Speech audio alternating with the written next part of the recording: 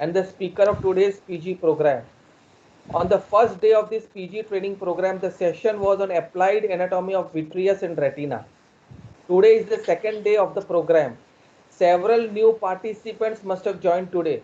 So let me take this opportunity to introduce to all of you the eminent moderators and the speaker of today's program. Dr. Saurav Sinha is an executive director at BBI Foundation, Kolkata. He has been in exclusive VR practice for the last 20 years. He was a consultant at Shankar Nethralaya, Chennai, and then the medical director at SN Kolkata. He has delivered more than 250 talks at international and national meetings. Dr. Saurav Sinha is one of the moderators of today's program. Dr. Satyajit Sinha, a renowned cataract and glaucoma surgeon, is the director of ABI Institute Patna. Presently, he is the academic and research committee member East of AIOS. He is the recipient of several prestigious awards and has been invited as guest faculty at numerous national and state conferences since 2005. He has been the chief instructor and co-instructor for international, national and state conferences since 2001. Dr. Satyajit Sinha is also one of the moderators of today's program. Dr. Pooja Sinha is a senior vitreoretinal consultant at ABI Institute, Patna. She did her vitreoretinal fellowship from Shankar Nethralaya, Chennai. Earlier, she was attached with vitreoretinal department of Stanford University, USA, and Oxford Radcliffe Hospital, Hull Royal Infirmary, UK. She served as chief instructor for instruction course on indirect ophthalmoscopy at AIS, DOS, and SARC meets. Awarded with Dr. D.K. Bose Gold Medal for Best Paper Presentation and Appreciation Award for the work from national and international society like UNICEF. Dr. Pooja Sinha is one of the moderators of today's program, and she is also the eminent speaker of today's program. Now, may I request Dr. Saurav Sinha to please take over the charge of today's proceedings. Dr. Saurav Sinha, please. Thank you, Doctor, for the warm welcome. I welcome back yesterday's postgraduate students who were there yesterday, and I also welcome those who joined us today. We had some fastest finger first answers yesterday to the questions that I was going through. I invite you all to listen to my questions very carefully. I will, there are no awards as of now, but I will try and read out all your names, those who answer correctly. And I think that's an award itself as a PG, to be acknowledged as when you say something right, but to be rebuked when you say something wrong is part of the whole deal. Pooja, I have been a faculty with Pooja for indirect ophthalmoscopy nearly 8 to 10 years back at AIOS, at DOS. We've had wonderful times, which is why this talk was put in. We were a little amazed even 5 years back. The response we got at DOS, the number of people attending our session was overwhelming. This is why I love this talk. I'm aware a lot of you already are doing indirect ophthalmoscopy and are conversant with it. Those who are conversant and have small problems, please to ask your questions here. We'll try and clear a few of them, and others be motivated to listen to this talk and get motivated to start doing indirect ophthalmoscopy. My request to Dr. Pooja to kindly start the talk. Thank you. Thank you.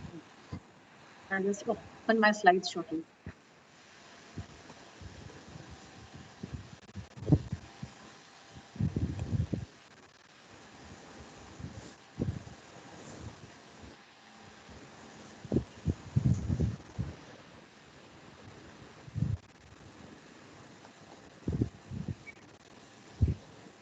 So am I audible? Fine. Am I audible? Yes. Okay, so very good evening to all the postgraduates over here attending today's evening's webinar. Today we'll be speaking on indirect ophthalmoscopy. This is indirect ophthalmoscopy, believe me, is a very versatile and useful optical tool to view the retina, especially the peripheral retina, with the added bonus of stereopsis. So as we go along, I'll explain everything possible in 1 hour. I have a lot of slides and we will welcome any questions subsequently. The motive of this talk today is not to make you very versatile and experts in doing indirect ophthalmoscopy. And I know it's not possible in one evening. This is just to incite interest and also to know the theoretical part so that you can then gear up with your indirect ophthalmoscope, go to the OPD and keep practicing till you become perfect. So now let's go on to the first talk, the first slide. Indirect ophthalmoscope was introduced by Nejon in 1864. Indirect ophthalmoscopy involves making the eye highly myopic by placing a high power convex lens in front of the eye so that a real, inverted, and laterally reversed image is formed close to the principal focus of the lens between the lens and the observer. Indirect ophthalmoscope, as we know now, the binocular head-mounted indirect ophthalmoscope was introduced by Charles Keepens in 1951, and this is more or less how it stands today. The technique is called indirect because the fundus is seen through a condensing lens. Now, we all should know about this Gulf-Stranz principle, which is the basis of indirect ophthalmoscope. The illuminating and the viewing beams must be totally separated through the cornea, pupillary aperture, and the lens to avoid reflections, but must coincide onto the retina to permit viewing. So you see three beams. The top one, the yellow one, is the illuminating beam, and the two bottom, the pinkish red ones, are the viewing beams. So all these three beams have to pass through the pupillary aperture. So that is why the pupils have to be properly dilated, and only when these three beams pass through the pupil will you get a good stereopsis and a good view of the retina. So binocularity is achieved by reducing the observer's interpupillary distance from about 60 millimeters to approximately 15 millimeters by prisms or mirrors. So you can see these rays of light which then fall on these prisms, and then the interpupillary distance is increased to 60 millimeters before they enter the observer's eye. This is another diagram to illustrate what I have told you about.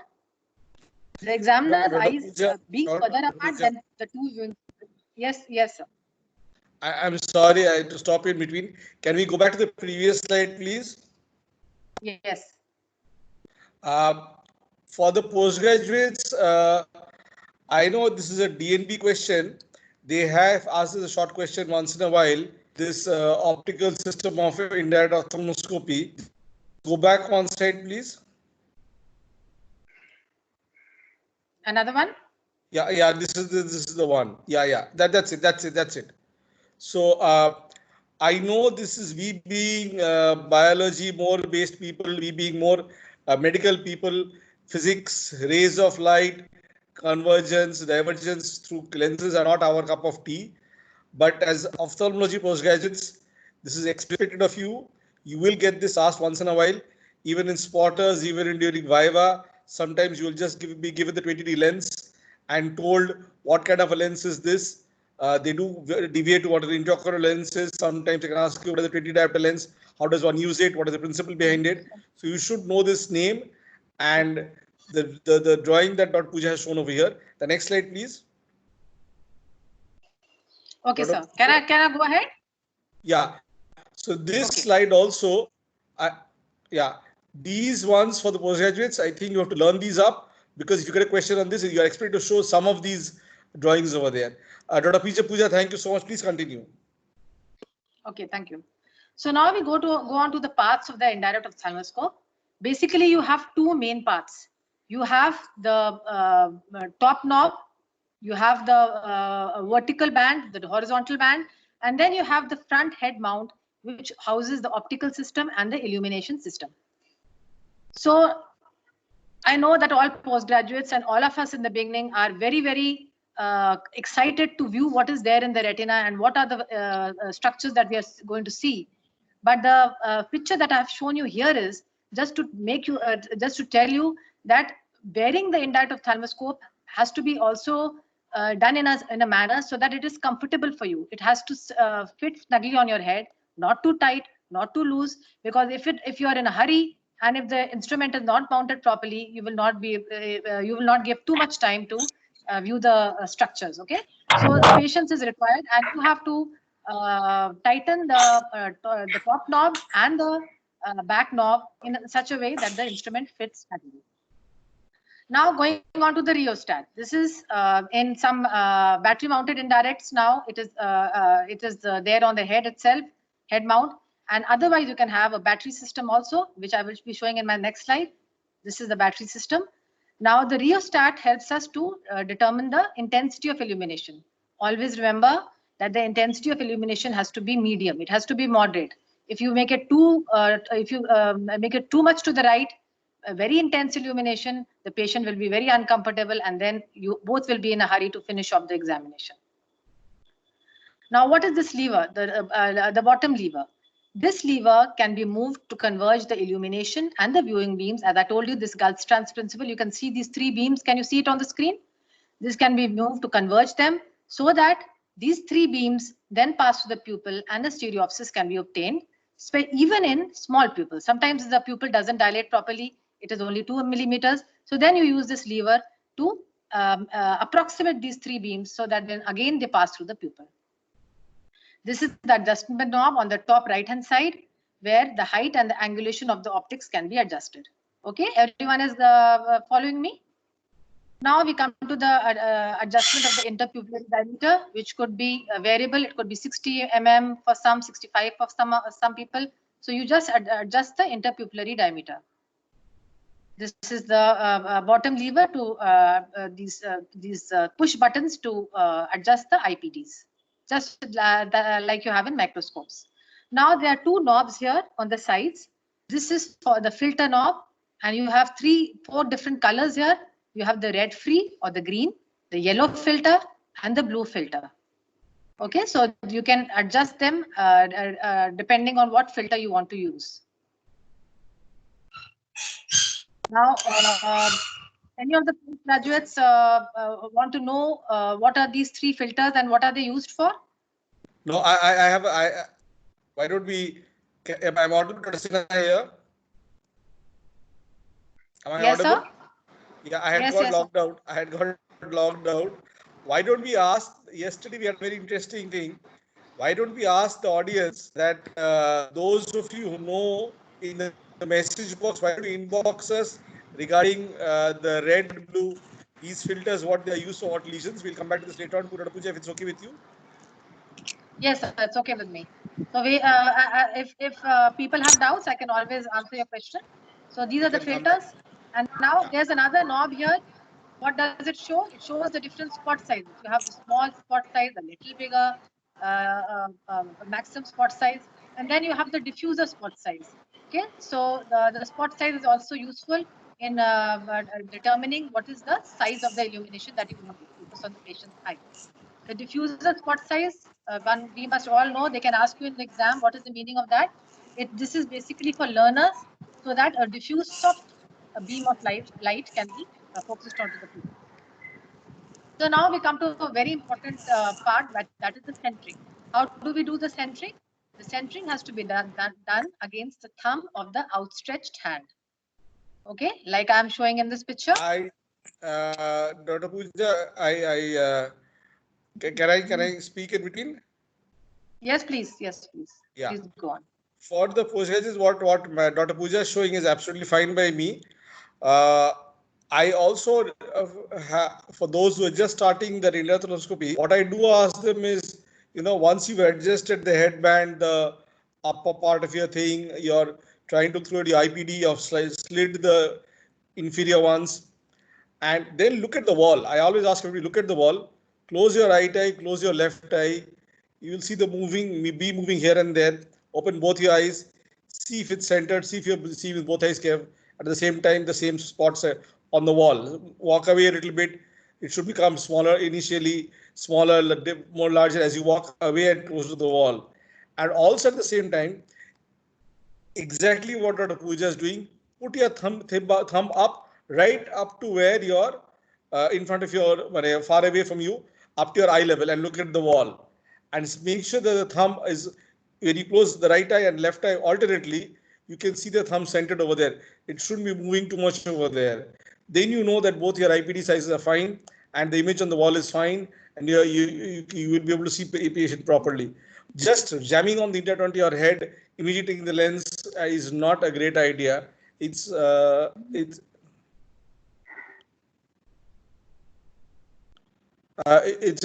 have a question here.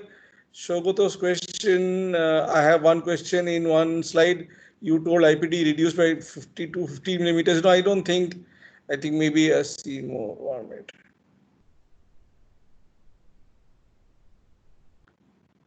By using no. IPD has the interpupillary distance has to be adjusted, Dr. Shoigoto. I can understand there was a maybe something that we didn't go get the message didn't go correctly. By what Dr. Puja means is your own IPD, like when you operate, you know what the IPD is. Like when you do prescribe glasses, you know what the IPD of the patient is. That is the IPD that she's referring to. You should know that. In the microscope, it's written what the IPD, the millimeters written over there. In the endoscope, most of it is not written. So you have to adjust it yourself manually, and which is correct for you. That's what she means. Shall we go ahead, Dr. Puja, please? Yes, I will go ahead. So this is a very important Dr. Saurabh has given about this entry. So now we come to the actual examination. Okay, the room has to be darkened. This is very important. The patient's pupil has to be fully dilated and the examiner has to be partially dark adapted. Now, how do we do the indirect ophthalmoscopy? Many postgraduates ask me, ma'am, is it okay to be doing it when the patient is supine or the patient is sitting down? Believe me, till this date, I always do indirect ophthalmoscopy when the patient is lying down. I always prefer it. Sometimes when it's not possible, of course, now, we are conversant with doing it even with a sitting position. But always believe me, when you're starting, the patient has to be lying down flat. Okay. And this again also helps in clipping our fundus chart. The fundus chart has to be clipped on the rigid board that rests on the patient's chest. It is oriented upside down. The 12 o'clock has to be towards the patient's feet and the 6 o'clock has to be towards the tail. I will come to more of this when we are doing the documentation part. Okay, so this is in preparation to the viewing system, the viewing of the inside of the eye. Now, do we keep the patient in the mute mode or do we give any instruction to the patient? Of course, we give the instructions to patients to keep your fellow eyes open. Sometimes the patients are uncooperative, so then you raise their thumb or their finger and then you ask them to look in the different cardinal directions of gaze or use their thumbs for fixation. Now, the important point over here is how do we hold the lens? The condensing lens is held between the thumb and the index finger of the dominant hand, and the free fingers, the three fingers which are remaining, are placed on the patient's face to stabilize the lens and retract the lid. I have a picture also in my future slide, which I will be showing you, which will help understand this point. The light beam has to be central. Dr. Puja, yes, sir. Can I yeah. I practice pure retina and still I do get a lot of patients who are having their indirect ophthalmoscopy done for the first time. So they're not aware of what you're doing. So while you're putting on the indirect ophthalmoscope, it's a good idea to tell the patient, light off, I'll be putting the light off, I'll be pushing the chair back and I'll be examining your eyes with light. Because sometimes we don't tell them this, they're suddenly scared, light goes off, chair goes back, there's some metal piece in your hand, and especially younger patients, little apprehensive elderly people are not very sure what's happening. So I think it's important that if you feel that the patient has not had an examination before, they have no idea what they're getting into. Street lamp, they've had examination at the optician shop or elsewhere also, or the previous examination. But there are a few of our patients who have not had that before. Keeping fellow eye open is easier said than done. They do tend to shut it down over there, but it's a very good instruction to give to the patient. And making the patient follow their own thumb. They will also verbalize, I can't see my thumb. You tell them, no, try and look at it. And while they're doing it, you'll see things are much better. I agree with whatever else Puja has said. Next slide, please, Puja. Please go ahead. Okay. So the light beam has to be central, illuminating the pupil completely. So when you wear the indirect, firstly, you have to aim those the 3 beams onto the pupil, and then you slowly slide the lens in position. After you have slid the lens in position, you have to slowly raise the lens while the pupil and the red reflex fills the lens view. Now the third point which I'm coming to is a very, very crucial point. You have to pay attention. The image system, what is the image system? The pupillary space and the fundus of the patient's eye, the condensing lens and the indirect ophthalmoscope always has to be in the same line. I have also a picture in the future slide which I'm going to explain this point. If the view goes black or appears inverted, you have moved too far away from the eye. So now this is the focal length. As I told you, the thumb and the index finger will hold the lens. The three fingers that you see on the first left-hand side picture are acting as fulcrum, and they will be on the patient's chin. Never leave those three fingers from the chin, because if you leave those three fingers from the chin and then the lens is in mid-air, the view will never come. Okay. So the first is focal length is correct. The second focal length, the lens is too high away from the eye, and in the third picture, the lens is almost touching the face. So then, the focal length will not be correct, and you will not be able to see a good stereoscopic view of the fundus. How do we see the fundus periphery? Examiner is at the opposite end of the meridian to be examined. To examine the 6 o'clock, the examiner has to be standing at 12 o'clock and the patient has to be gazing downward. Don't worry about this point, because when I go to documentation, I will explain properly in detail as to how you examine, what you see and where you are standing. So now examination of the posterior pole, including the disc and macula. You see that I am a left-handed person, so that the thumb and index fingers holding the biconvex lens, and other eye helps to retract the upper lid of the patient. Okay, can you see this picture? Now, when I'm seeing the inferior retinal periphery, the patient has to be looking down. My lens is a little tilted and I am moving backwards. Okay, so that all these three things are in the same line. The fundus, the pupil of the patient, my lens and the indirect all has to be in tandem going back. Okay, in a rhythmic fashion. If I was to stand vertically, I would not see the image. Now see, when you see the superior periphery, the patient looks up, you are holding the lens tilted a little up so that you avoid deflections, and I am moving backward like a Bharatnatyam dancer. I'm going from forwards, backwards to get a good view. So that is one more reason why there should be space behind your table so that you can move all around the patient. Okay. Now comes the... just 1 second, Pooja, 1 second. Yes. I think it's extremely, these last two slides are extremely important and the word that you use, Bharatnatyam answer, I think is very, very important. You have to be able to move your hip, your neck has to be able to bend, and it's an exercise by itself. Holding the patient's head down. I'll also sometimes push. Sometimes I'm not able to see the superior periphery, patient not looking very well, very well.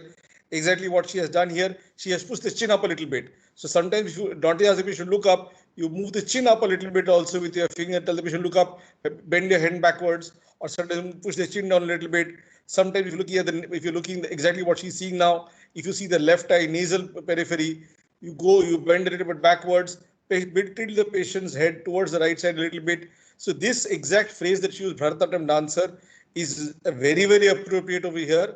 The whole body should move from the hip. The neck has to be moved accordingly also, and your hand should play in tandem. Of course, what is independent of your actions is the patient's eye movement, but that also you have to instruct the patient correctly. I think this is one of the most important parts of how you can quickly do an indirect ophthalmoscopy by moving your body around too much. Instead of asking the patient to move the eye and head too much, move yourself, you'll see it faster and easier that way. And also one small point what Dr. Pooja said, darkened room. Do not keep your illumination very bright moment you start it. Keep it on the little lower side.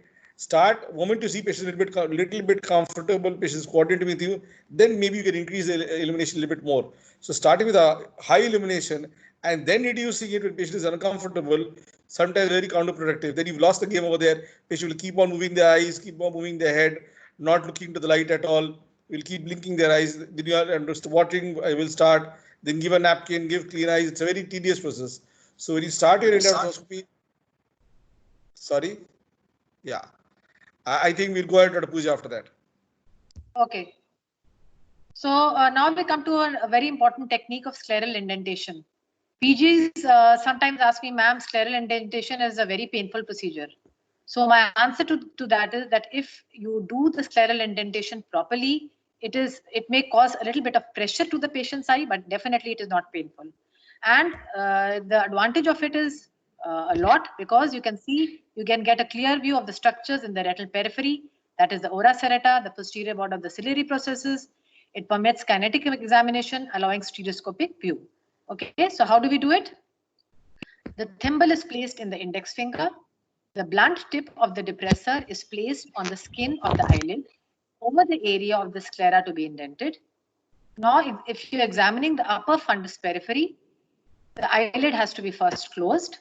The depressor tip is applied to the upper lid at the upper edge of the tarsus, so that when the patient opens the lid and looks up, the tip of the depressor slides easily under the orbital margin. Always remember that the depressor should be used tangential to the globe. Now I have a picture here. I have a small picture which will help me to explain what I was talking about. Now here I want to examine I want to indent and see the inferior retinal periphery. Okay. So now I've asked the patient to look up, exactly opposite to what you want to do. I want to examine inferior. So I've asked the patient to look up. I keep my depressor in position, okay, below the lower lid, under the tarsus, and slowly then I ask the patient to look down. And when the patient looks down, automatically the scleral depressor goes behind, glides smoothly, and I can see an indent and see the inferior retina. Okay, so an important tip over here is to look first, make the patient look in the opposite direction as to what you want to examine, and then place your depressor in position. Okay. So see the advantage of the scleral depression. This you can see in all standard textbooks. This is the picture which I've taken from Kansky. You see on the left-hand side this horseshoe-looking pigment kind of a hemorrhage kind of a thing. But when you depress, you see that the lips open up, and this is actually a horseshoe tear. You can see the dentate processes of the ora serrata, and you know that this patient is not leaving your clinic before you barrage this patient, because this is a kind of an emergency. So this is the advantage of indenting such patients. So going on to advantages of endite ophthalmoscopy, it offers stereopsis, a large degree field of view, bright illumination, minimum peripheral view distortion, complete peripheral access with scleral indentation, and independence from the patient's refractive error or moderate media opacification. So there are a lot of advantages, and that is why when I was doing my fellowship in Shankar Netale, we were absolutely forbidden to use the direct ophthalmoscope. It was criminal, actually, if I can put it that way, to be carrying the direct ophthalmoscope. Dr. Pooja, I'll throw in a spanner over here. Is Dr. Satyajit there? Is Dr. Yes, I'm here. There? Right here. Yeah. Right here. So she made a very, very controversial statement regarding the use of direct ophthalmoscope. She said, not allowed, not permitted. I have seen, I know you well, I have been to your clinic. I have seen the direct ophthalmoscope on your table. When you, and I know you see your patients separately than Dr. Pooja. So my question to you is, if Pooja enlists all the advantages, why then do you have the direct ophthalmoscope? Well, when you have a busy practice and you have and you are the only surgeon over there, you are using a direct ophthalmoscope. You can see the disc and the fovea nicely. However, it is very important, and if you talk about the retina surgeons, they'll always say that the direct ophthalmoscope is something which is obsolete and should not be used. But a lot of people use I don't agree with that. I agree with you. It has its place. It has its place. Yes. So the direct ophthalmoscope has a good 15 times magnification. It shows you a virtual and erect image, whereas the indirect ophthalmoscopy gives you only a 3 times the magnified image. But the limitation of direct ophthalmoscopy is that it has only a field of view of only 5 degrees. Whereas in indirect, you have almost 45 degrees of view. And you can also see the posterior pole and the periphery. Whenever I don't use a direct ophthalmoscope. I use a 90D through my slit lamp. But for each and every cataract surgery, it is absolutely not important. It's absolutely must that the fundus should be examined in detail, which is why I send all patients compulsorily to Dr. Pooja Sinha for a complete retinal examination. And then only we undertake all the different preoperative tests for cataract surgery before doing the actual cataract surgery. I thank you so much for enlisting it so nicely. I will, Pooja, hold on here. There is a nice question from Dr. Shoigoto, which says, do we need a regular scleral indentation or only when we suspect a finding? I appreciate your question, Dr. Shoigoto. So I will answer your question from your question itself. How will you suspect a finding if you don't do scleral indentation? That's my first question. What I mean by that is, if there is a lattice very near the aura, if you will not suspect it otherwise unless you press it and see over there. So that is one part of the answer that I'm trying to give you. Second, where is the harm of doing scleral indentation? It takes a little bit more time only. Three, what Dr. Satyajit said is, if you're planning a cataract surgery, one must look for those lattices, one must look for the small atrophic holes over there, one must look for any other peripheral diseases over there. So I would say that if you've dilated the patient, if you have bothered to put on the indirect ophthalmoscope, why not scleral indent? If you tell me you need to do it every visit for a diabetic retinopathy patient, no, not necessary. If you see the patient of vitreous hemorrhage, do I press every time? Unless you're looking for a horseshoe tear, no, not necessary. So if you've done it once and you want to, you're treating a BRVO patient, a CRVO patient, old CRVO patient, you will not do the periphery, not necessary to depress. So there are conditions where I advise you not to depress also. Dr. Kapil was there yesterday before his patient disappears. Ma'am, clinically, how to identify equator? Up till now, I have never seen a vortex vein. I said this yesterday, Dr. Kapil, that yesterday's, yeah, sorry. Pooja, go ahead. There is a whole talk on documentation coming up later. So yeah. I think we can include your question in that talk. Right. No, just 1 second. Manisha Agarwal has written here, in the era of COVID, better not to do direct ophthalmoscope and learn the art of indirect ophthalmoscope and be away from the patient. I wholeheartedly agree with you. Direct ophthalmoscope is really going close to the patient. And I remember my boss saying, why do you want to kiss all your patients? Do the indirect ophthalmoscope, stay away from them. I agree with that. Dr. Aditya has a question, how to do in patient with lid edema. But Aditya will also be showing you slides later on where you cannot do endoscopy. I agree with you wholeheartedly. It cannot do lid edema. We have come to those slides. There are a couple of slides.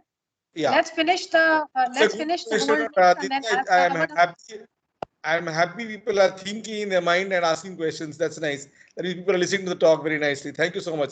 We'll go ahead, Dr. Pooja, please. Okay, so my take on the take-home message here is that you do an indirect ophthalmoscopy, but then you combine it with a slit lamp biomicroscopy.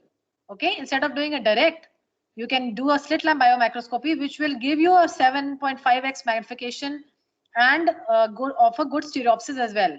So then, direct doesn't have too much of a role. So then now going on to a very important slide here. Why do we use commonly a 20 diopter lens? Because it offers a 45-degree field of view with the 3x magnification.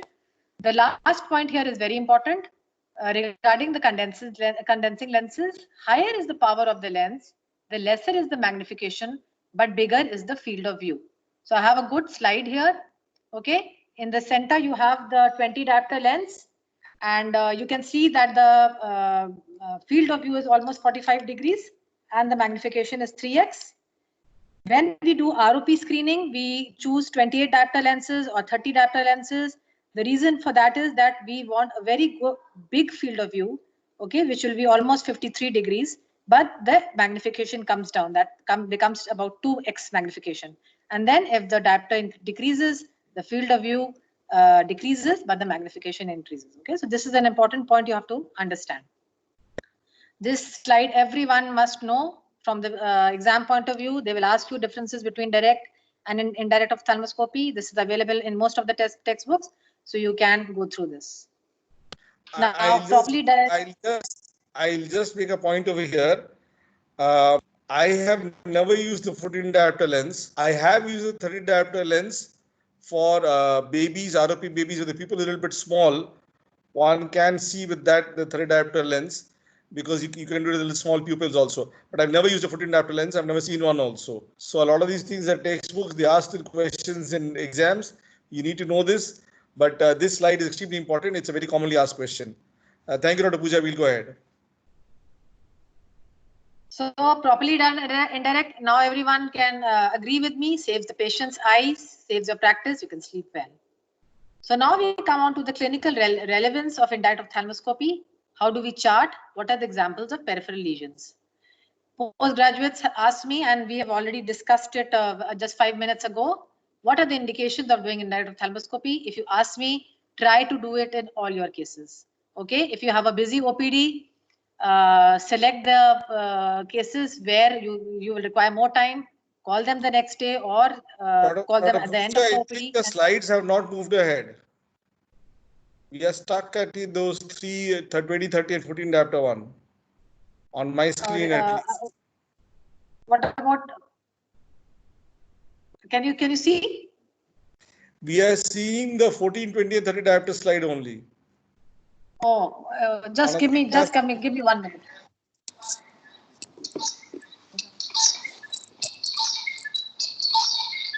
Our industry, Mr. Manish Gupta, are you?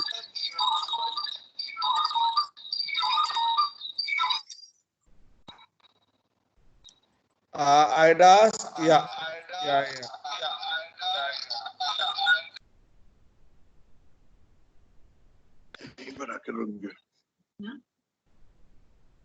Yeah, it's moved forward one slide now. Direct indirect differences.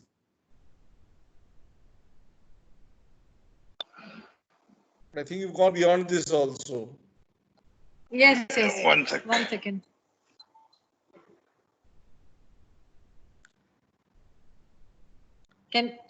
We are on slide 33 of 90.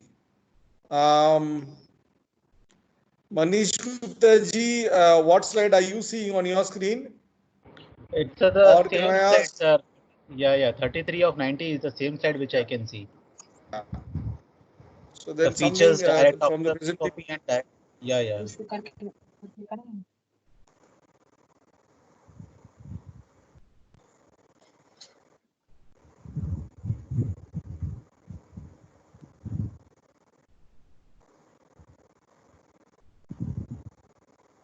Till we get our slides done correctly, I'll go back to the old question that Pooja left halfway through, and I also didn't let her finish at that time. Is it all the postgraduates? She said there is a blue filter of 3 filters are there. So the question she had asked is what is which filter used for? So I would like those postgraduates who have some idea, why don't you type a message, which filter is used for what, and let's see how much you all know and what you can do. She will answer the question later on. Dr. Charul is back, right? Green for RNFL, very nice. Red free can be used for RNFL defects. So there's a difference over here. Green and RNFL, 2 different people, 2 different opinions. Blue filter, vessel pathology. Let us show me. Okay, what else? So let us show me what is your opinion on the red and green. Dr. Satyajit, you are having dinner with your children. We can see those slides. Red freeze for microaneurysm. Nice. So green is again RNFL defect. Okay. Little different opinions here and there. Okay. I'll leave that question for Dr. Pooja to come and explain why each one is what. But thank you all for answering on that. Blue filter after to see periphery. Okay, I'll leave that over there also, Dr. Zeel. Thank you. I'll just read out the names, Dr. Zeel, Dr. Sogato, Dr. Anushri, Manvi, Swami, Priyanka, Charul. Thank you so much for answering. We'll get back to Dr. Pooja answering your question later on. I want to understand if those of you who are already using the indirect ophthalmoscope, what difficulties are you having, if any? Why don't you write out your message over there, and then maybe we can use some hints that when you have the difficulty. Because I know one for sure, my fellows, when they first join us, They are little apprehensive, but they can do it. Usually, most of them can do it. But the indentation part of it, they're a little bit scared. And it's so I agree that that's one part which is a stumbling block. So what Dr. Pooja showed is, ask if you're depressing inferiorly, you want to see 6 o'clock place inferiorly, ask the patient to look up, put in your there very slowly. Patients feel the metal, tell them no, you won't have any pain, and ask the patient to look down. So that is one part of it. Again, you don't need to depress very hard. A gentle depression and pulling your head back a little bit, bending backward a little bit. If you're not able to see your indentation, move the depressor a little sideways, little back and forth. Sometimes just that give helps. us 2 to 3 minutes. Just please give us 2 to 3 minutes. We're just trying to We are upload going. the slide. Yes. Yeah. So Just, 1 minute, sorry. 1 minute. Anubhav here has written documentation exam is biggest challenge. Documentation. Anubhav, we are coming back to that. Anubhav. We will come to documentation. There are slides for that. Patient cooperation in skill limitation. That's exactly what I was talking about. So patient cooperation. One is don't depress very hard. It's not even though we say dynamic procedure, it's not such a dynamic thing. A gentle depression. But most important is what the slide Dr. Pooja showed, that ask the patient to look in the opposite direction. So I'll repeat myself again. If you want to depress superiorly, ask the patient to look down, put in your depressor in between the orbital rim and the lid over there. So you have enough, you're doing it far away from the lid margin. Then ask the patient to look up. You'll see a depressor slide back along with the depressor. And it by itself will show the depression. So this is one part of skill depression. Dr. Atul has written difficulty in perception of vitreous. See, if you have a clean eye, if you have an eye which has no disease pathology, it's not possible it is a vitreous, it's optically clear. Like we discussed yesterday in the class, a good healthy vitreous, you will really not see anything at all. Unless you can, it's an elderly patient, there is some posterior vitreous detachment, there are some vitreous floaters, myopic patients have vitreous floaters. In that case, what you will see, Dr. Atul, is these floaters kind of a things. In that case, you have to move your lens back and forth a little bit, or when the patient moves the eye, you will see it moving around a little bit. If you stay stationary, patient stays stationary, sometimes you might miss it. So sometimes if you are looking at, or sometimes what I ask, if I have a lot of vitreous changes, let's say a patient of vitritis, I'm just saying just for one example, and I'm not sure looking at vitritis or not, when it's very mild, I quickly see the other eye also. How clear is it? If the lenticular opacity is the same, and I'm seeing some haze over here, I know the vitreous is a little bit disturbed over here. But most importantly, if you want to, sometimes you can see the shadows of the vitreous, the condensed vitreous on the retina itself. So these are small hints that you can perceive the vitreous if there are changes in the vitreous. I have not able to, Dr. Anubhav here has written another question nicely. Not able to identify taut posterior membrane on examination. Any tricks or tips to identify this? Now, Dr. Anubhav, I'm assuming naturally a taut posterior membrane is a posterior pole epimacular finding, and I would insist that this is done more with your 70AD or with the 90D or even the direct ophthalmoscope. I have no issues with that. So this is more better appreciated with that. I don't use the direct ophthalmoscope. I would insist that the 78 diopter is a very good lens to use it to see the TPHM very carefully. The indirect is not a good instrument to look for the TPHM at all. And again, tricks or tips, compare to the other fovea, look at the blood vessels at the fovea, what we discussed yesterday, foveal vascular zone, the size of it, that area over there. See if there's small wrinkling of vessels over there. See if there are any shiny reflex over there. See any shiny reflex over there. And in those points, you can make out a taut posterior hyaloid membrane. I hope I've been able to explain myself. Yes, sir, but even on 78D, how to identify, right? So he's following the question on that, right? So if you're looking at the 78D, you will see a shiny reflex. If it's a minimal membrane, if it's a thick membrane, and it's very obvious, you can see there's a glyotic white sheet over there. Glasses again is a word I'm using. You will see the whitening over there. You will see the vessels over there. If you notice, they are a little bit wrinkled over there. The larger vessel, if it's a thick, large membrane, how can I? If you think it's a large membrane, the vessels will be pulled towards the fovea. These are hints that there is a myostrid membrane over there. And I would say in today's day, at the drop of a hat, most of us would do an OCT if you have even the slightest doubt on the fovea not being clear. And you compare the other eye, you see both eyes are a little different. We are back to slides. Yeah, we are back to the slides. Dr. Unity Fahan has written, how can I ask question? Exactly where you've typed, how you can ask question. Write your question there itself, Dr. Fahan. I think that's how you can ask question over there. Thank you, Dr. Anubhav. Thank you for thanking me. Are we back to the slides, Dr. Pooja? Then not. Fine. Mr. Manish Gupta, I would request you to coordinate with Dr. The slides did come back in the middle. Yes, sir, it's available. No, I think it's again gone, sir. Yeah. Just please on the phone coordinate with them. Well, it came back in between. Yeah, it is there. No, this is one question going away. Shoigoto, can we differentiate subretinal heme and sub-RP heme by red free light? Yes, but the point remains how thick the heme is, how old the heme is. Sometimes very difficult. And we normally say darker and brighter. The more deeper it is, the more darker it will be. The more anterior it is, the more reddish it will be. Kapil's question is, Dr. Kapil, sir, any trick to identify ora serrata and vortex veins? She will be showing slides of that. But Kapil, I'm assuming you are very, very conversant if you ask for that ora serrata. I always tell those of my fellows or PGs who tell me I've never seen the ora serrata sir properly. I'm not very sure. I would request you that catch hold of a patient with aphakic. I don't know, aphakic patients are very difficult to come by nowadays, but get rid of an aphakic patient or a good pseudophakia, which is a very well dilated pupil patient.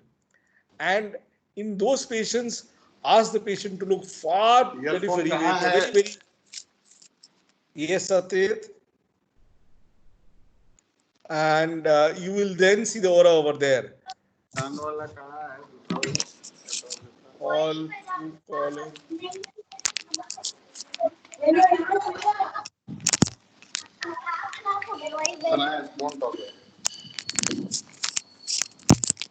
Mr. Manish, just wondering what's happening over there. We are coordinating, sir.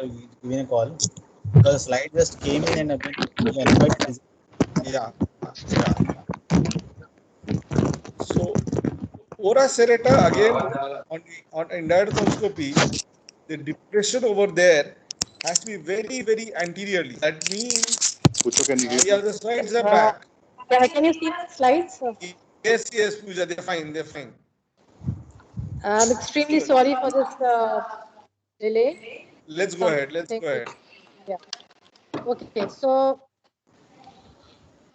now have we already discussed that preferably all cases need indirect ophthalmoscopy, but when we split Dr. Pooja, one second. We'll just answer two more questions. We'll come back to them. These questions keep moving up on the meeting chat box. Dr. Unity Fahan has written trick in seeing. The question that person has written is trick in seeing snow banking in snowballs, sir, please. So Pooja, you have to answer this question. When you are doing indirect endoscopy, how to look for snow banking and snowballs is the question. And Dr. Atul's question is slit lamp biomicroscopy regarding slit size and angulation in matrix. Dr. Atul, I will leave your question for now. I'm sorry for that. We'll stick to this indirect endoscopy right now. But Pooja, you will have to answer the question later on. Snow banking. Yes. Please go ahead. So the snow banking. So there comes the importance of doing scleral indentation, because if you don't do scleral indentation, snow banking is sometimes a feature that can be missed. So when you're suspecting that the patient has features of uveitis, and we all know snow banking is a feature of intermediate uveitis, you always have to do a scleral depression, and there you can see this curdy kind of a band like a band-like formation overlapping the ora serrata and posteriorly, and that is the pathognomic feature of snow banking. Okay, and snowball opacities, you can see them like as the name suggests, small balls of opacity in the inferior vitreous, and once you see it, you will not miss it. Anything more, sir, you want to add to this? No, no, absolutely fine. We'll go to the talk. We'll go to the talk. Okay, so now based on history, when a patient is complaining of flashes and floaters, it will be absolutely criminal if you don't do an indirect ophthalmoscopy, because what will you see, PGs?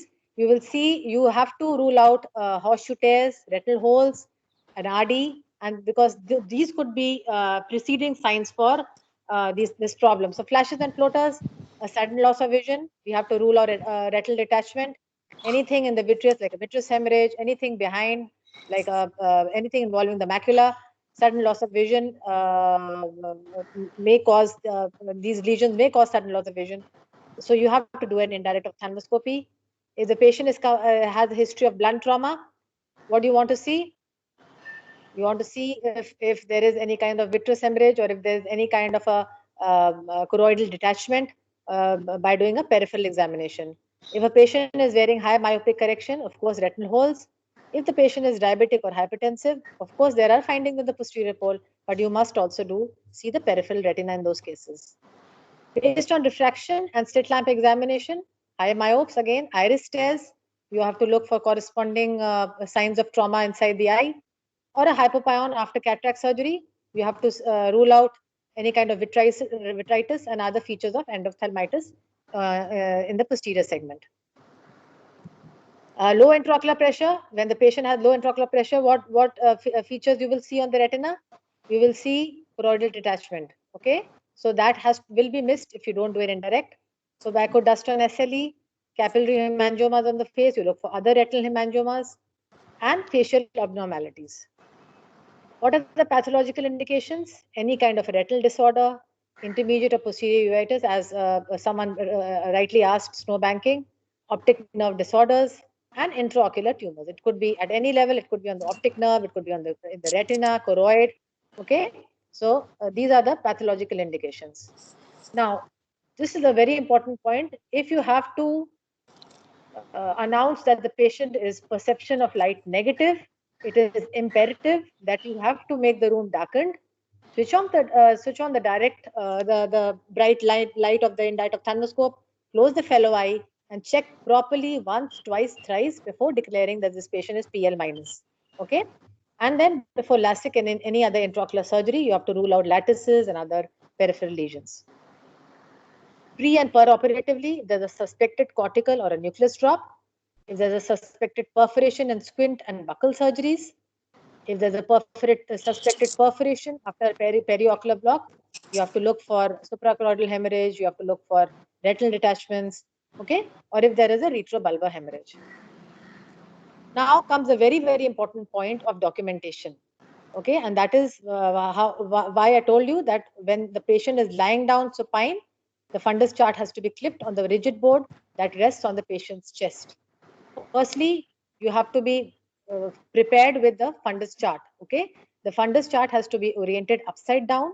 The 12 o'clock has to be facing the patient's feet, and the 6 o'clock has to be facing the patient's chin. What I do is, when I have the chart in my hand and the 12 o'clock is facing superiorly and the 6 o'clock is inferiorly, like I have the proper chart in my hand, I first document the optic nerve and the macula. I will show you in pictures also, but first I make sure that, okay, this is the right eye and this is the left eye. So first I document my foveal reflex and the optic nerve head, and then I keep the chart on the patient's chest in the manner that I have told you, 12 o'clock on the patient's feet and 6 o'clock towards the chin. Now, this is a very important point that you have to note.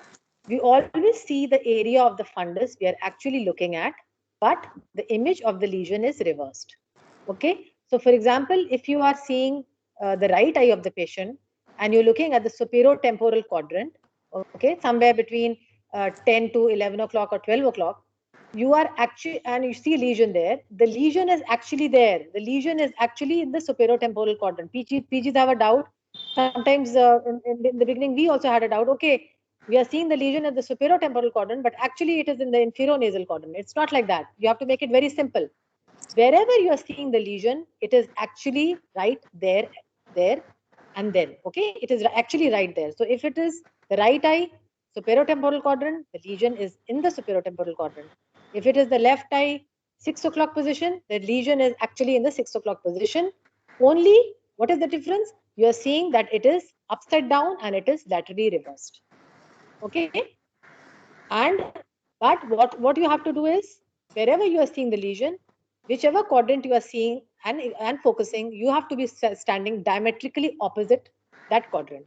So if you are examining the 6 o'clock inferior periphery of the left eye, you have to be standing at the head of the patient at the 12 o'clock position, diametrically opposite. This is what you have to remember. But the lesion is actually in the same quadrant as to where you are looking. So this is what I have already told. We should be standing 180 degrees away from the area we are seeing. Posterior refers to the central and the anterior refers to the peripheral. Is this point very clear? The examiner records the inverted image that is seen. Now this is again controversial. Many people say that we start with the peripheral examination first and then we move on to the center.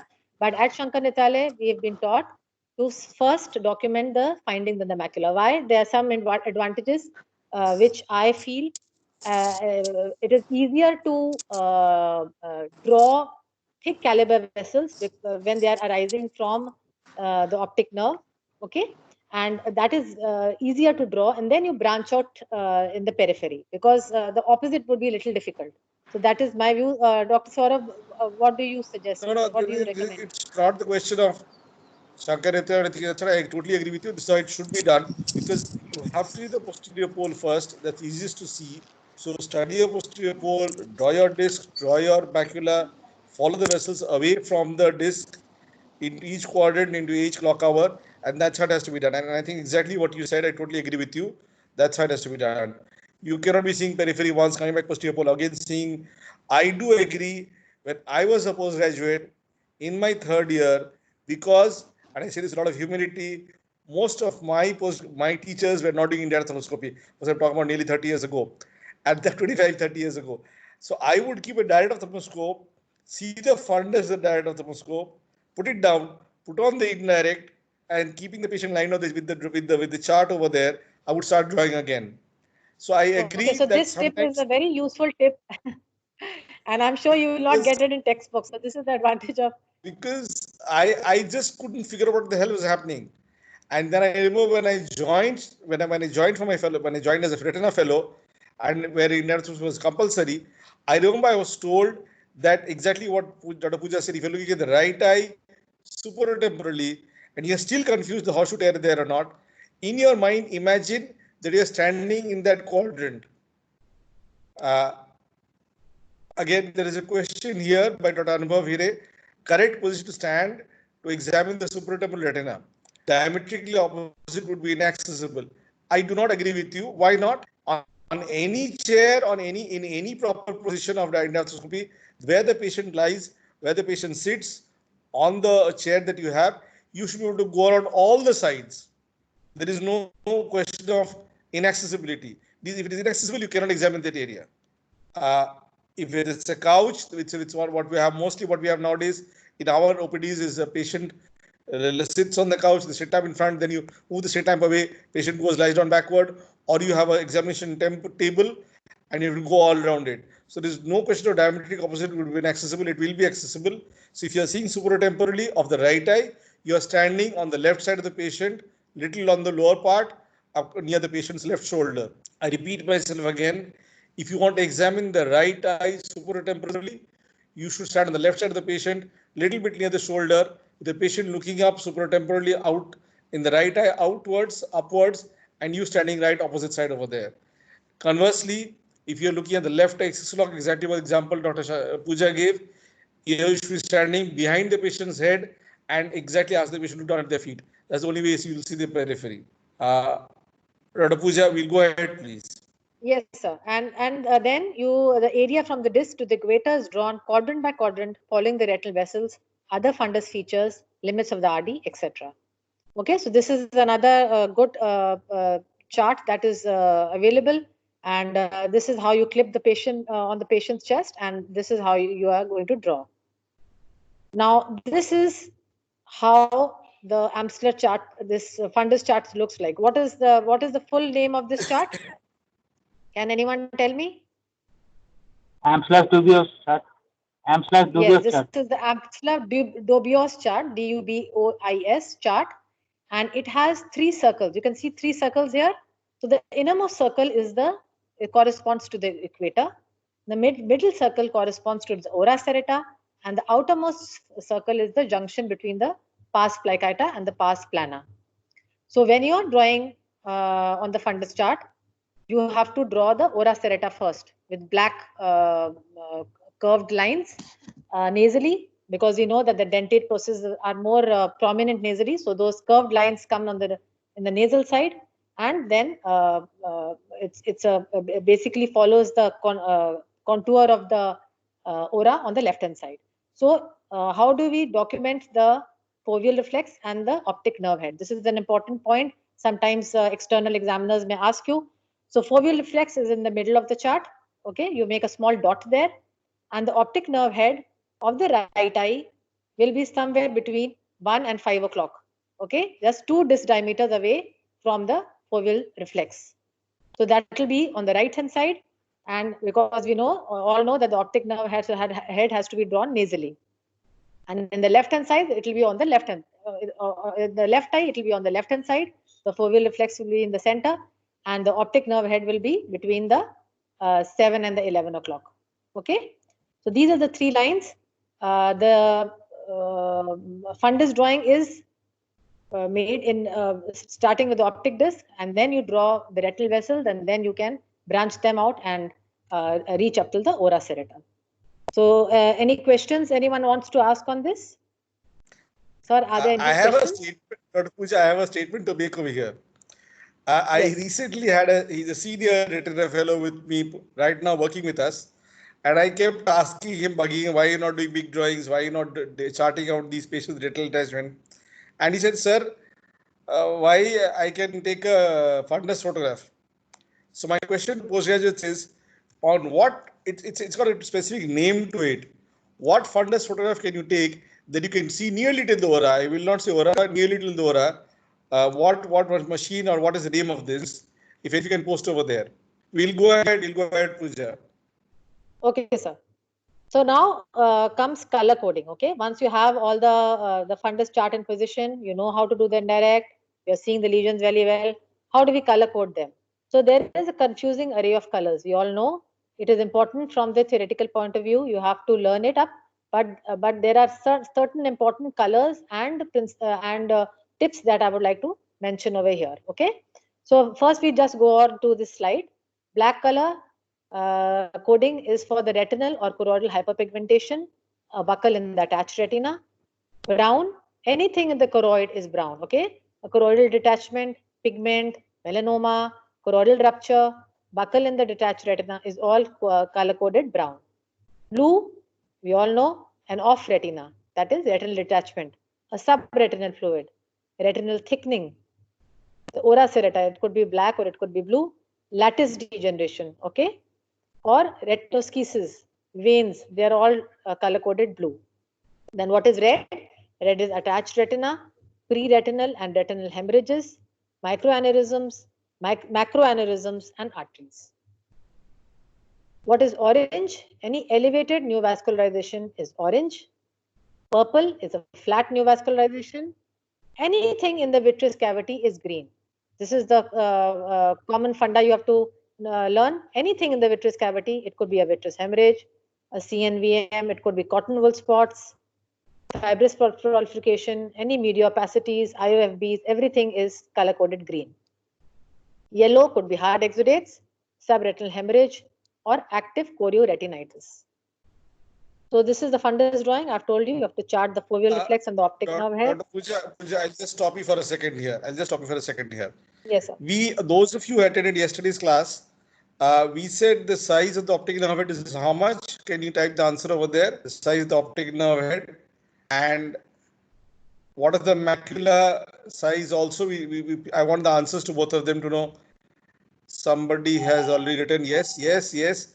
Great. Anushri, Nisha, Samiksha, Priyanka. Excellent. So we are very. I am so happy. People have mentioned everything. And 5.5 meters. Excellent. So all of yesterday's class, I agree with all of you. Same to people, Manvi, Samiksha, Kapil. Thank you so much. I'm so thrilled. It's really wonderful that I get these answers so promptly. So at least a few of you are clued on what we are saying. Pooja, you're doing a good class. We have good people listening to all of us. And I will also Okay, wonderful. thank That's excellent. Dr. Anubhav and Dr. Samiksha. They actually wrote Optos over there also. So I wrote their names down. Both of them wrote the Optos machine is one machine which helps you. So, you know, my fellow told me, sir, kya India mein karna hai? Optos machine बैठा दो peripheral तक दिख जाएगा. But all these machines, and I also saw recently the Zeiss machine, the name being, I forget the name, and we had a presentation by Dr. Anshuman Sinha from Ranchi. He has one of these fancy machines in Eastern India. I think he's one of the only people who has this machine, and he can see way to the periphery. The Claris 500, Ashish Majumdar, correct? The Claris 500, yeah. And thank you, Ashish, so much. Dr. Ashish Majumdar has written Claris over there, and you can see way to the periphery. So life is getting easier, life is getting better, but all of us at all times will not be exposed to these machines, and you have to learn your basics first. And like somebody said at the beginning, what is the indication to depress? The indications are always there. The more you depress, the more findings you'll have, the more confident you are, the more confident you tell your patient everything is okay. So I agree. It'd be love to have the Claris the Optos with all of us, but till we get that, let's all do it and depress properly. Pooja, please go ahead. Yes, sir. So then this is the fundus drawing. We all know. I've already explained all this, so I can just go on fast. The horseshoe tear or any tear, you have to make a red color in the to fill up the tear of the hole, and followed up with a blue outline. Retinal hole with operculum is again red, and the operculum, since it's in the vitreous cavity, it has to be color coded green. This is white without pressure, blue hatch lines. Lattice, commonly you will be asked to draw. It's a blue, color-coded blue with blue hatchings, okay, crisscross hatchings in between, inside. And then sometimes they have atrophic holes, so then you draw these small red dots in the center of the lattice. This is again the inner and the outer layer breaks. Inner layer breaks are blue with blue hatchings, and the outer layer breaks have a red center with a blue outline. So retinal RD with the PVR, you see these star folds. The subretinal gliotic bands have to be drawn yellow, okay?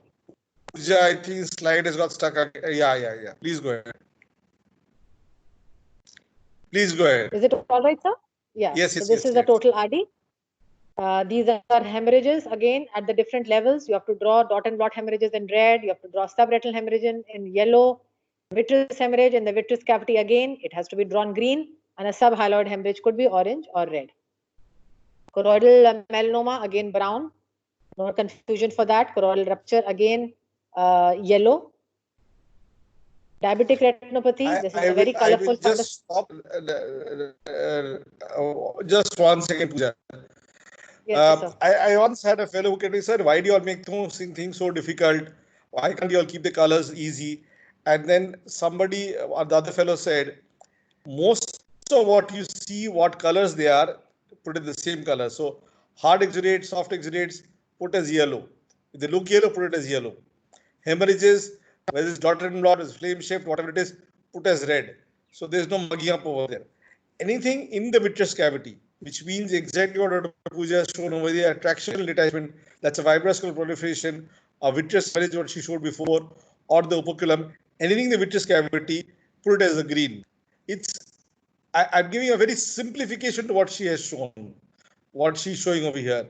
Any retinal pathology, that means a retinal detachment, a retinal thickening, what she has shown here, cystoid macular edema, all as blue.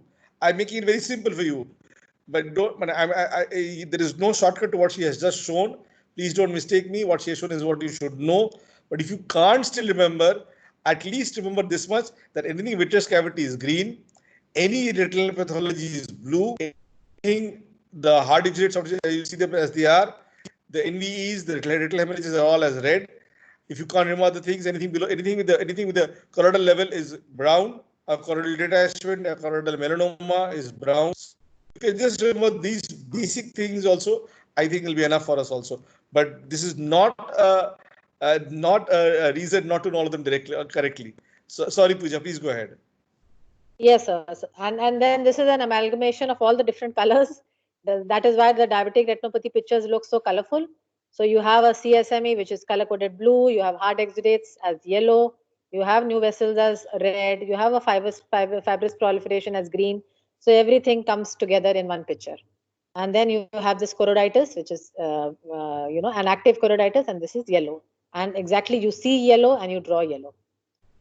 Again, choroidal neovascular membrane, these are the different colors. We all know this is all, a repetition. Now, the indirect ophthalmoscopy is not always a bed of roses. It has its difficulties, it has its indications when it becomes difficult. And my disclaimer here is that these beautiful slides which I'm going to be presenting now are actually Dr. Saurav Sinha's slides, which we had presented together in, I think, the DOS meeting and the AIOS meeting. We did a indirect ophthalmoscopy course together. So these are his slides, and I'm just taking the liberty of going through them. So the difficulties here are categorized as a poor doctor, a poor patient, poor instrumentation, and clinical situations. Okay. So now coming on to a poor doctor. By a poor doctor, we don't mean a doctor who doesn't have any money. Okay. A poor doctor means a doctor who is not well trained or a very conversant doctor. A doctor who has so many patients that you lack patience, you lack motivation. There is just no time. People are just waiting in the queue, wanting to see you. There is not enough time to do an indirect ophthalmoscopy, a scleral indentation, and so on and so forth. So this is a category of a poor doctor. Now, what is a poor patient? You see on this picture on the right-hand side, a small boy, a baby, lying very nicely in a cooperative fashion, and the doctor in a very nice way is pouring over him and seeing in the fundus. Okay, so is this situation in the real life? No, not always, not many a times, because the patient will be screaming, the child will be screaming, waving his arms in the air. The doctor will be all sweating, perspiring. So, and especially children, uncooperative patients, children, very elderly patients, they are hard of hearing. They will not know whether you're saying niche dekho, upar dekho. Apprehensive patients, mentally challenged patients are patients where indirect ophthalmoscopy becomes very difficult. Poor instrumentation, misaligned indirect, scratched lenses. Okay, many a times we are not able to make out, अरे ये दिखता नहीं है, fundus नहीं दिख रहा है, but we don't know, and we are not aware that the indirect has a thin film of dust on it. The condensing lens has a thin film of dust on it. It is a scratched lens, and that is why that is all accounting to a poor view of the retina. So instrument also has to be kept in mind, that your instrument is in perfect health and condition, and poor illumination. Clinical situations, as one of the postgraduates was mentioning, orbital and lid disorders, conjunctival conditions, poor pupillary dilatation, media opacities, post-trauma, post-cataract surgery. These are certain clinical situations where it is difficult. So going on to the orbital and lid disorders, you were saying something, sir? We mentioned that yesterday. Somebody had asked the question because your previous slide said cataract surgery. So we had defined yesterday that at least a month we waited. It's a very poorly done cataract surgery with some sutures put over there. So not to depress before a month. That's what we discussed yesterday. So I think with the continuation of that, that's fine by yesterday itself. Please go ahead. Yes, so the orbital and lid disorders, any prominent orbital or bones or very deep set eyes, it is very difficult. As you must have noticed, it is very difficult to do cataract surgeries in such eyes, and similarly, indirect ophthalmoscopy also becomes very difficult if it's a deep set eye. Very small palpable fissures, again, the technique becomes difficult. Now, so look at these pictures on the right-hand side. A totally chemosed eye, Symblepharon, it is very difficult to do indirect ophthalmoscopy. Sometimes the pupil just doesn't dilate. It could be an elderly diabetic, pilocarponized eyes, posterior synechia, pupil is small, you are barely able to see the posterior pole, let alone the retinal periphery. Any media opacities like a corneal pathology, an anterior chamber reaction. Sometimes post-trauma, there's hyphemia, there is a PCO following cataract surgery, there's a lenticular opacity, grade 3, grade 4 cataracts, vitreous hemorrhage, vitreous haze, indirect ophthalmoscopy becomes very difficult. Post-cataract surgery, when there's a small rhexis, PCO, IOL edge effect, sometimes when we are doing indirect lasers, also sometimes the IOL edge effect causes a lot of these glare effects, and indirect ophthalmoscopy and lasers become very difficult to perform. And sometimes then there is poor dilatation and post-surgery. So then again, this is a revision of my previous slide. Advantages of indirect over direct, stereoscopic view, larger field of view, we cannot depress in these patients. Now, this is the answer to one of the questions which the PGs were asking. When do we not depress? We do not depress post PK or RK surgery, especially if it's a very recent surgery, less than 1 month. Presence of any bleb. Okay, you depress nicely when there is a bleb, and then you get a call from the glaucoma consultant screaming at you and telling you, what have you done to my bleb? It's all become flat. Presence of rubeosis, hyphema, you don't want to depress and increase the bleeding further. Proliferative retinopathy, sometimes the vessels are very friable, and if you keep depressing, there may be episodes of hemorrhage. Suspected glow perforation, post-trauma, post-periocular injections, very recent periocular injections, and the early post-operative period less than 1 month, it is not advisable to depress. Now, just two slides. Just speak. Sorry. Can we go back to the previous slide? This is important. The previous slide, please. Before this? Okay. Yeah. Even before this? Go slow. No. Where not to depress. Yeah. I have a question here to all the postgraduates. In a patient of CNVM and proliferative retinopathy, let's say PDR specifically, why not to depress? Bleb will get ruptured. Post PK, the PK can open up. The RK old time RK surgery that can open up. So these are hints I'm trying to give you a post trauma. So why in a case of PVR or why in case of a CNVM, why would one want not to depress? If you all can if you all can answer over there, we'll go ahead, Pooja. Yes. Vessels are very fragile. Yeah, no. Please answer on the message, Shagota. Thank you so much. Yeah, but okay, so just no. I would request not to, for anybody not to speak up. Please put your answers on the chat box. Yeah, go ahead, Pooja. Okay, so just 2 slides on the laser indirect ophthalmoscopy. Since we already know the procedure of doing the indirect, and we are very now conversant with it, what are the indications for LIO? It is ideal for patients best examined in the supine position, like neonates, small children, disabled patients with physical and mental handicap. That is when you want to laser them in the lying down position with the indirect ophthalmoscope.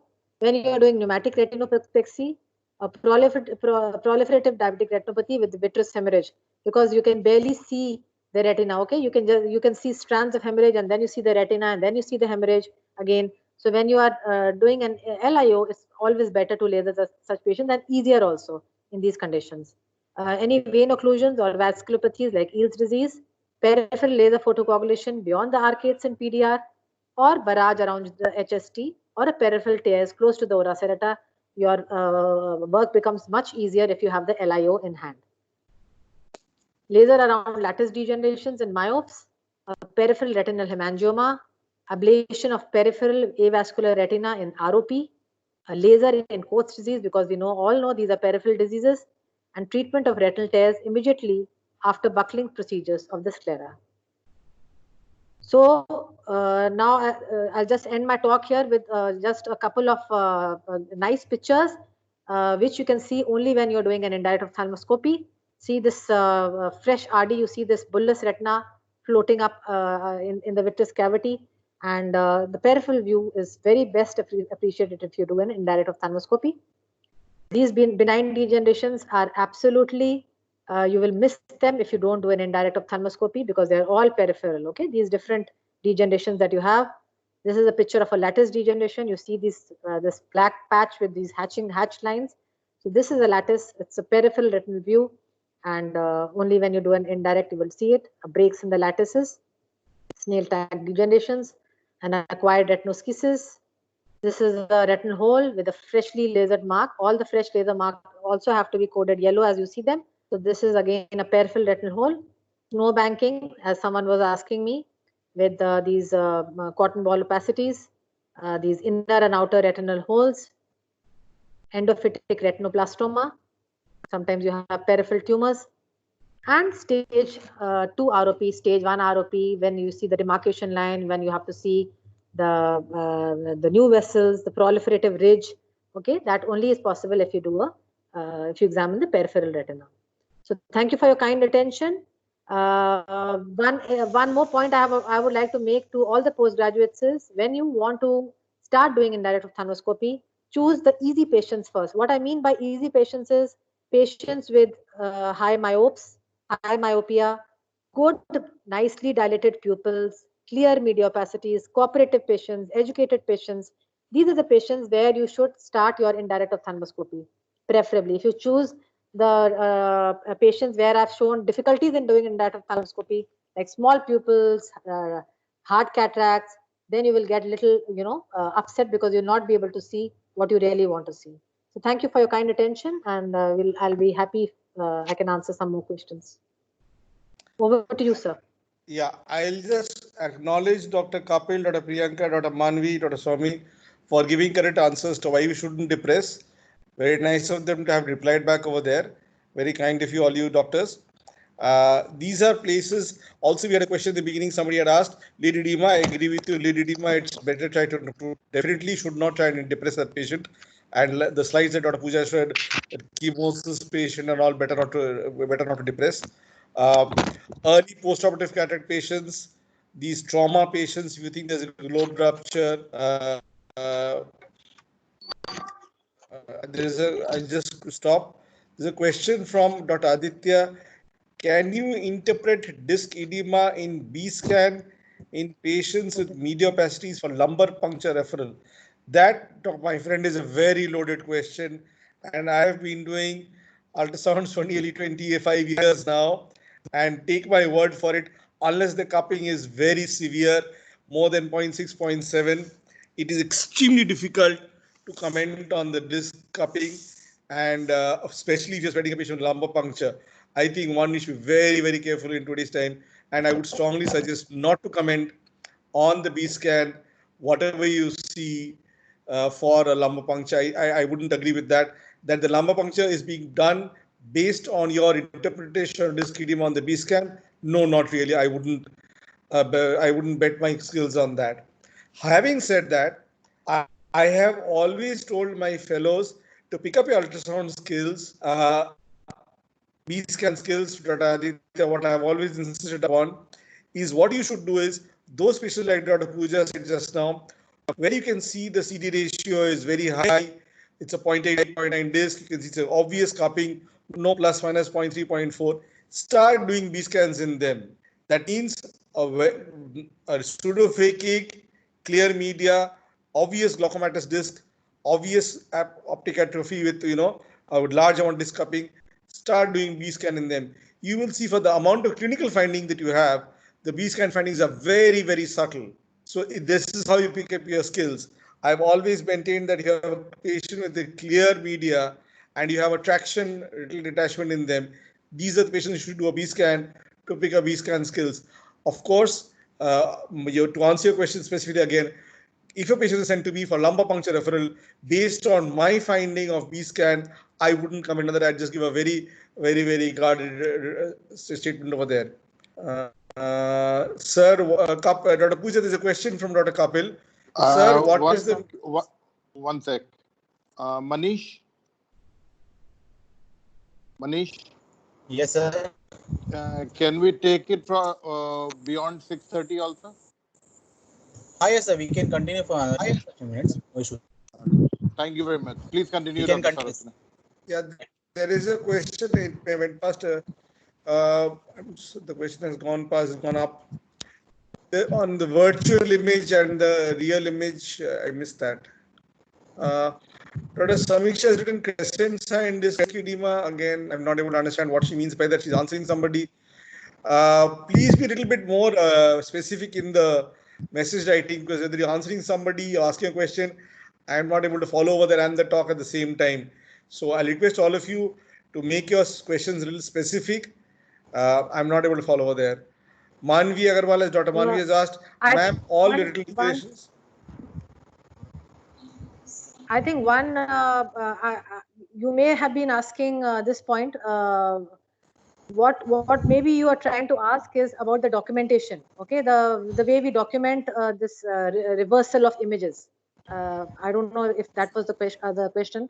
So the very easy way to do it is that, as I told you, the 6 o'clock when you clip the patient's the fundus chart on the patient's chest, the 6 o'clock has to be towards the chin and the 12 o'clock has to be towards the feet. Okay, so this is point number 1. You document which eye you want to do. You want to do the right eye or you want to do the left eye. You document the optic nerve head and the macula. Step number 2. Step number 3 is that you are, for example, in the right eye, you're examining the superior temporal quadrant. When you're examining the superior temporal quadrant, you have to draw the image in the inferior nasal area. Okay, because you have to remember that your chart is upside down. It is inverted. So you have to draw it opposite to what you're seeing, but you have to draw it exactly how you're seeing. Okay, so if there is a lesion in the superior temporal quadrant of the right eye, the lesion is there, but you are documenting it and drawing it on your chart in the diametrically opposite quadrant, because your chart is upside down, but you draw it exactly the way as what you're seeing it, and then you cannot go wrong. Don't worry about laterally reversing it or making it upside down in your drawing chart. Okay, so this is the small tip that will help you in documenting. Kapil's question was, what is the meaning of virtual image and real image formation in indirect ophthalmoscopy and direct ophthalmoscopy respectively? So since we are seeing the image through a condensing lens, okay, we are going to see a real and inverted image. We are not going to see a virtual and upright image, because this is what we are seeing through a condensing lens. So in indirect ophthalmoscopy, you always see a real and inverted image, okay, versus the indirect, the direct, where you will see a virtual and an upright image.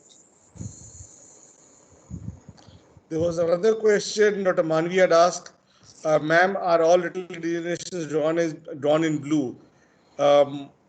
So Pooja, are all little degenerations drawn in blue? I will answer. And I'll just quickly common clinical practice. Pooja, go ahead. Yes, sir. In common clinical practice, there are only 2 degenerations which commonly you have to keep drawing. Okay, that is, one is the lattice degeneration and one is white without pressure. So those you have to draw in blue.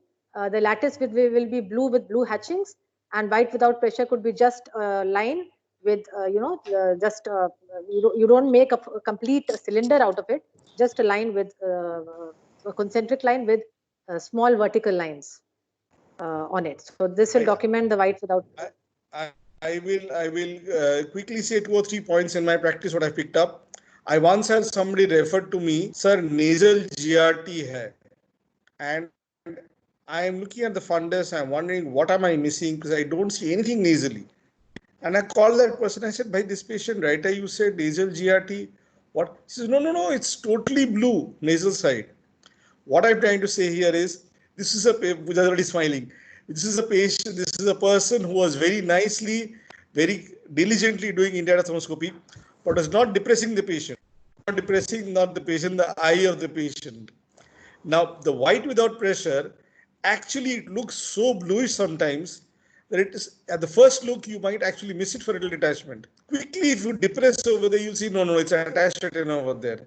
So again, the question of why should one depress is, this patient had so psychologically so upset that when I said that there is no retinal detachment, patient actually did not believe me, because his original doctor had told him retinal detachment is there, and the patient actually left Calcutta, flew to Chennai to get confirmed that there is no detachment over there.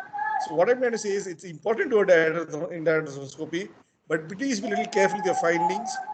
before you can declare a particular thing. The second one is what we talked about yesterday. Dr. Nandi's class, he had said enclosed oral base.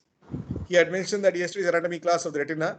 And I have had people sending me patients saying there are peripheral retinal holes. I have depressed very well and seen hole is there. So again, I know in Kansky it shows that these are common fallacies. These are mistakes that we make. When you depress the periphery properly, we don't see these things, which is why it's important to do depression. Pooja, you were saying something, sir. Continuing with what you were saying, even as a postgraduate, I have made mistakes when I have mistaken ora serrata as to be a lattice degeneration. So very common, you very make common, these mistakes. very common. Very common. Because my teacher asked me, do you see anything? And I was like in a very victorious mode. Oh, yes, ma'am, I can see a lattice. She said, no, that is not lattice. That's the normal aura. So these kind of things you will encounter, but the more you practice, the more you see, the more you will know that this is normal and this is not normal. A trick for that is when you're seeing inferiorly, if you see both eyes, very long lattices in both the eyes symmetrically, it's possibly the aura which is a little posterior placed. So depression over there, you probably will not mistake that. I think that's well, and everything's done. We've done a good job, I hope. Dr. Satyajit, any comments? Shall we close? Thank you very much. That was a pretty lengthy deliberation on indirect ophthalmoscopy. This is where you cannot substitute for physical teaching. This is as far as virtual teaching can go, but bedside teaching and physical teaching cannot be ever replaced. So we are hoping the lockdown will get over soon and the postgraduates can get to the bedside and actually do practicals of what they have learned today. I take great pleasure in also announcing that tomorrow the class is on fundus fluorescein angiography by a star teacher we have, who is also the secretary of the Uveitic Society of India, Dr. Manisha Agarwal. She is the chief of VR services at Shroff Eye Center at Daryaganj in Delhi, and she is very well known nationally and internationally, and we are very kind to her for having given us time tomorrow. She will be talking to us on when to order FFA and how to interpret FFA. That will be her class tomorrow. And as we have had Dr. Saurabh Sinha for the past 2 days, we'll have Dr. Saurabh Sinha throughout the retina program, who is making it so interesting and interactive for the postgraduates and answering so many questions and making it so interesting for everybody. I'm very grateful I to think Dr. we have to request INTAS to give us prizes for fastest finger first. Yes, some prizes for that. Even I was thinking that at the end of this retina module, we can have a questionnaire by Dr. Saurabh Sinha on one particular day after a talk, and we can do that quiz and we can do the fastest fingers first, and we can request INTAS to give a prize. I must share this. There is somebody, Unity Fahan, who is actually written over there. Thank you very much. Just joined today, and I have learned so many new things. I'll be connecting to you from lectures. And this person is from Liberia, Africa. So INTAS should take pride. We have reached Africa with our classes. We are thankful to you, Ifan, for joining us, and we hope to see you again tomorrow. God bless everybody. Let's hope everything is over very soon. Take care. Best wishes. Thanks so much. Thank you. Thank you so much to everybody. Thank you to all the participants. Thank you, Dr. Pooja Sinha, for your wonderful talk on indirect ophthalmoscopy.